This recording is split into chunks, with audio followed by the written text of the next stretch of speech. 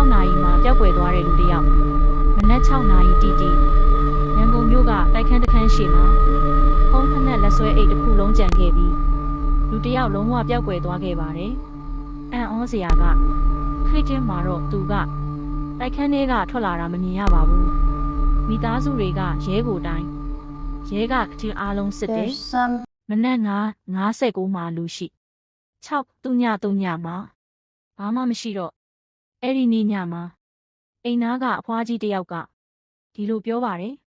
အဲ့ဒီတိုက်မှာညတိုင်း6နာရီဆိုတကားတစ်ချက်ဖွင့်တန်ကြတယ်ရဲတွေပြန်စစ်တဲ့အခါအဲ့ဒီတိုက်ဟာလွန်ခဲ့တဲ့10နှစ်ကမီးလောင်မှုကြောင့်လူ3ယောက်သေဆုံးခဲ့တဲ့နေရာဖြစ်နေတယ်ဆိုတာသိလာခဲ့ပါတယ်အဲ့ဒီပျောက်သွားတဲ့လူကသူတို့နဲ့ဘာဆိုင်နေလဲဒီနေ့အထိ